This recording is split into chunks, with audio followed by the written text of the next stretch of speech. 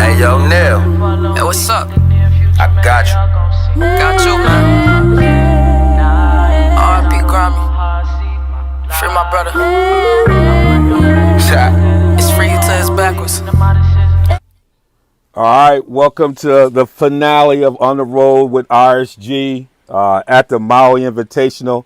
We kind of all back in our spots. We went to our corners of the ring, and we all, got away in Vegas and had a few days to kind of think about it, reflect on it, and now we feel like we need to come back and kind of get in the mode and kind of put a bow on this whole thing. It was quite a ride. Before I do that, I want to make sure that I thank our sponsors who were very good to us to be able to make us be able to do this. Thanks to our premier sponsors, Bowman Medical Group, offering comprehensive services to adults, adolescents, and couples all under one roof. So go to bowmanmedicalgroup.com to learn more about their services. And then Mynd Match Development Group, building neighborhoods, supporting people, and growing potential. We create interconnected communities. Go to mymatchdevelopmentgroup.com to learn more about how they're changing communities. Our opening segment here is going to be brought to us by Red Insurance Group, where educators get benefits well beyond their insurance. Go to redinsurancegroup.com for all your insurance needs. We're going to open up in this opening session, just kind of reflect a little bit before we get into a little bit about the tournament and tie a bow on it. Just, as we've had a chance to little step away from it a little bit. Joy, I'll start with you. Just kind of your overall reflections of this year's Maui, given that it was on, what they say, the ninth island or whatever, Vegas or whatever they said it was, whatever their frame was in Vegas. But just talk a little bit about kind of your overall reflections on that tournament, now that we're wrapped up. Well, I mean, it was fun because it was Vegas. But being that I went to one of these in Maui where it's supposed to be, I kind of missed it in Maui. I mean, it was a nice arena and everything, but I miss Maui.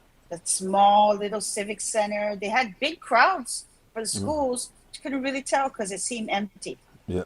So, I mean, it was a great experience to get to know the teams and have fun, but I do miss the Maui scenery, the Maui gym, and just everything Maui. Yeah, we're definitely going to be back in Maui next year, and they already have the lineups put out there. So we'll be back at the Civic Center where we get cozy and tight. Darnell, was your first time doing this run, man, but it was great to be courtside with you. Just your overall impressions being there and hanging out and watching the teams.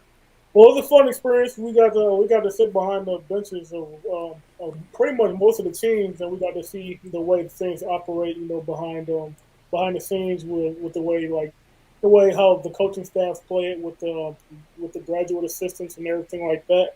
But it was fun. But with the crowds, it was really dead in there. I mean, it was in a big arena, so it kind of made the games look like we was at the JV game waiting for the varsity team to come play. But it was the actual arena.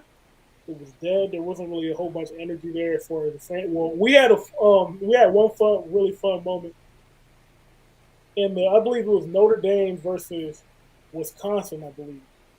There was this one fan that was just heckling all the Wisconsin players. Oh yeah, it was Notre Dame. He was right behind. No, it wasn't. Was it Wisconsin or was it St. Mary's? I think it was St. Mary's. Yep. It was St. Mary's. Yeah. Oh, I had a Notre Dame dude. It was Notre Dame versus St. Mary's. Heckling even the ref. Yeah, it was St. Mary's because he told the ref, God will pick a winner because these are two religious schools. You saw the moment when Notre Dame was going down. That's what you were saying, because they were up a little bit on that one, right? With that guy. So what was your moment? Because both of us looked at each other as he got quiet. I know Darnell was looking over at him. He was acting a little crazy. He just quieted down.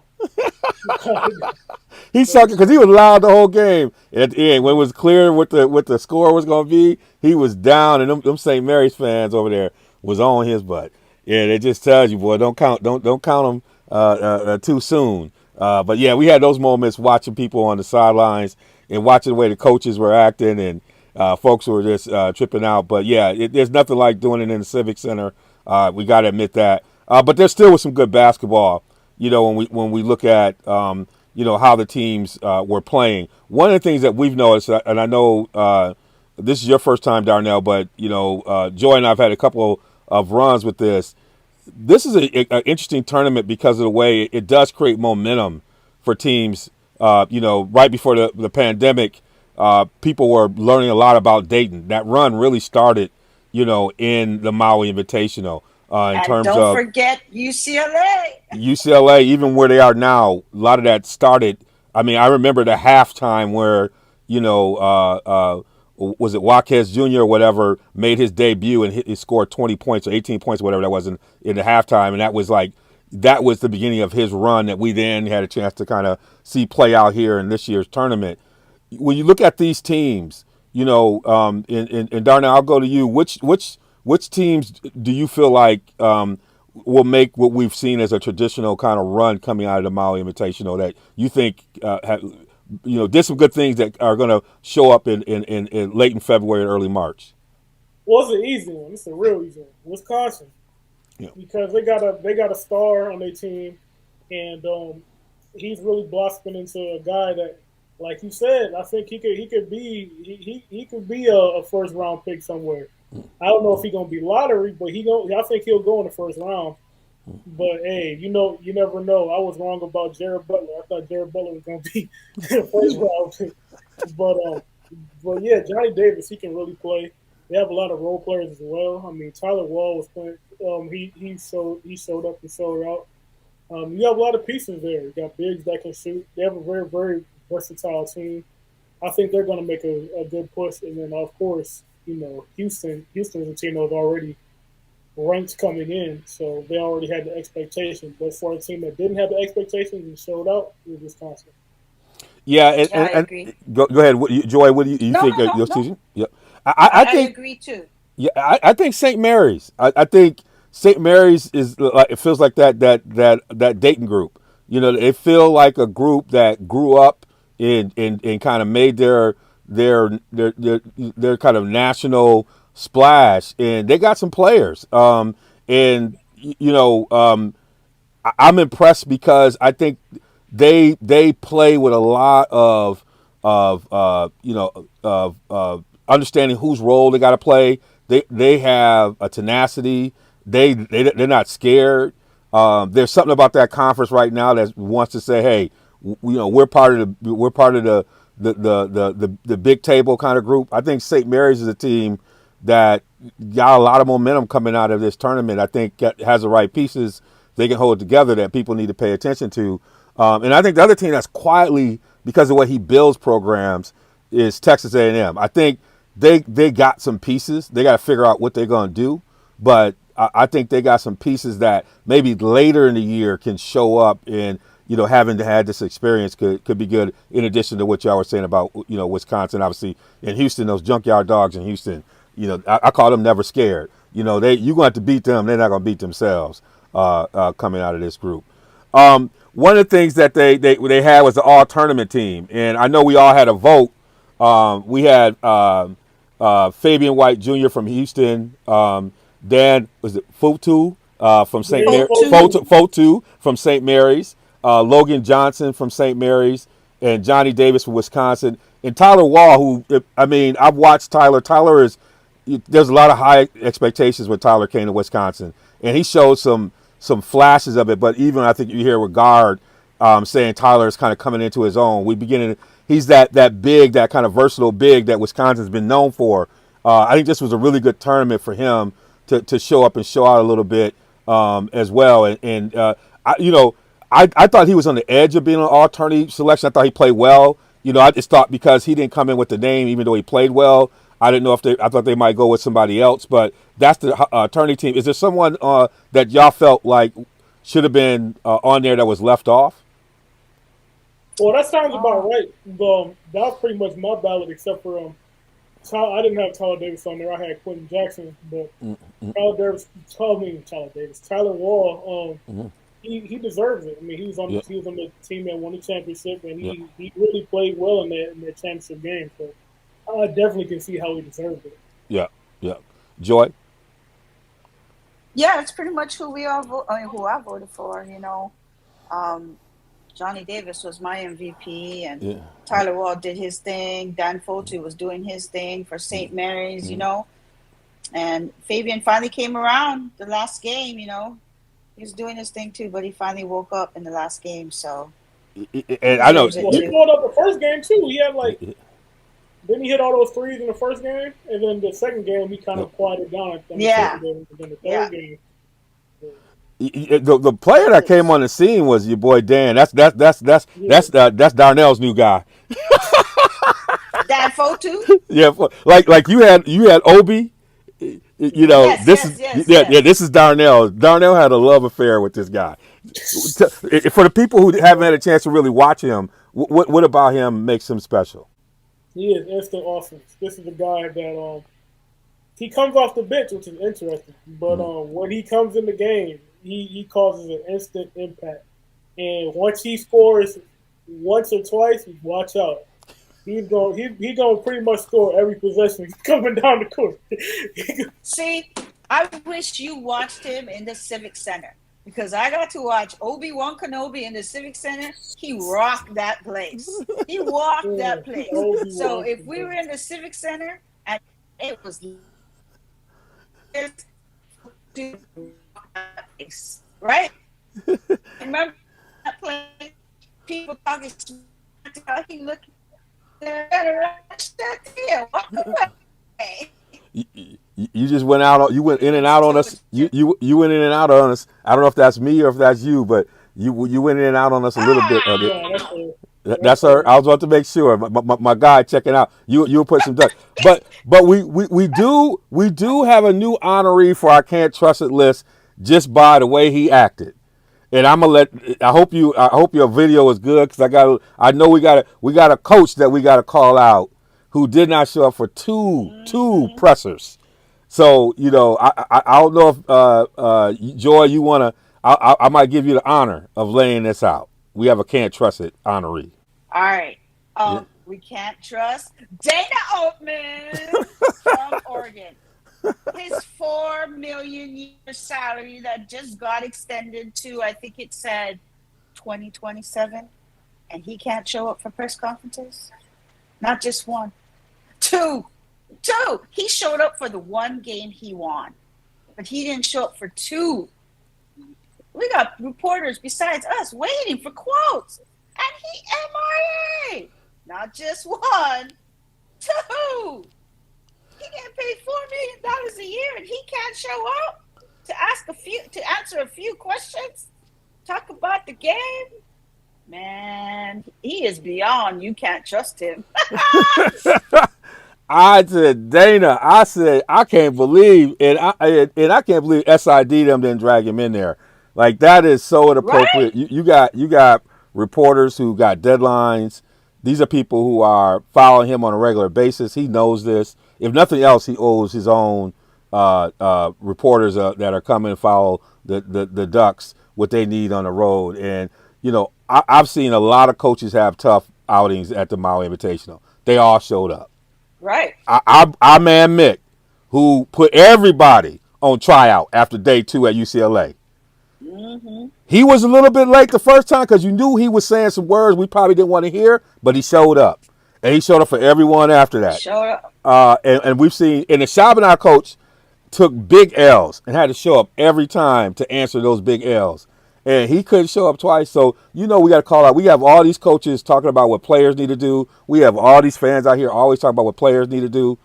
We need to be holding these coaches accountable who get paid all this money. And one time something goes wrong, they can't even show up for a press conference to ask a few questions. Did it 2 times. Not just one time. Yeah. 2 times. Yeah. The first time I thought he just kind of was over it. Maybe he didn't have time. He said, forget it. But when you do it twice, that's a pattern. Right. But he showed up enough after they played Chaminade. So we got it. We got to put that on blast a little bit. I just can't let that go. Given all the other coaches who are stand-ups, Izzo was showing up when he had a player who had a brother who passed away. Emotional time. He was spending time with the family during that time, working with the family, doing all this stuff.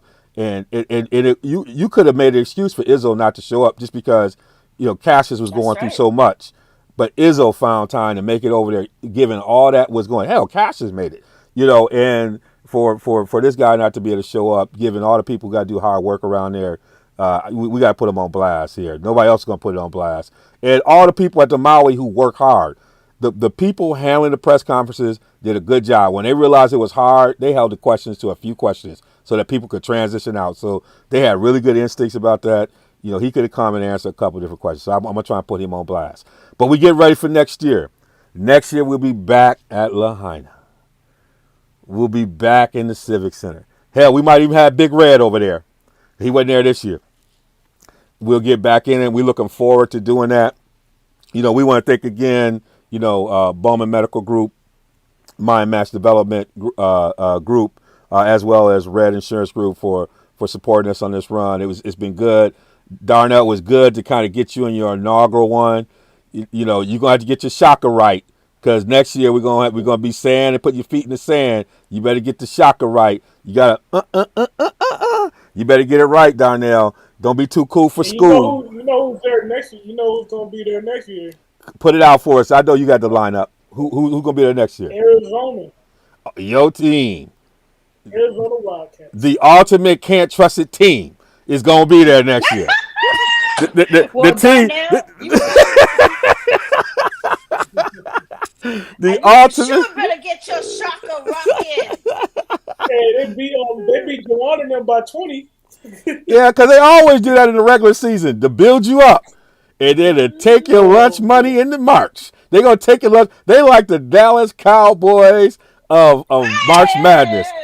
I'm sorry. I keep saying that, forgetting I got a Cowboy fan over there. I forget. I'm sorry. I apologize. But Arizona done cost, from Lou Olson to Sean Miller, they've cost people more money than the IRS. I mean, the talent they had, people have been tearing up their stuff. I mean, they can't trust it. They're on an all can't trust it team with all that talent they had. So I mean, we going all the way back to Sean Elliott. We go all the way back to that. But I know you're gonna be there with your heart pumping. I know you're gonna be ready to go. I know you're gonna have your shaka ready roll. We're gonna be there with y'all for another on the road at the Maui. We'll be at our location, sitting there by the water and enjoying it. But this was fun anyway in Vegas. It was a great week. It's always great to be around these young folks competing, and it was always good to be with y'all. Y'all keep doing what y'all doing, and we'll catch y'all on the other side. This is the wrap-up show. It's been great, and we'll see y'all again next year. Same time, same bad channel. Practice, Darnell. Come on, man. Not too sweet. Let me see it. Come on, Darnell. Come on, give it to us, brother. Give it to us. Give it to us, brother. Give it to us. You gotta get ready. You gotta get ready. Give it to us. You gotta get ready. Get your Arizona short. I thought you was talking about Shaka Smart. I was like, he said he thought he was talking about Shaka Smart. We gotta go on that note, brother. I love you, man. I love y'all. Till next time. Peace.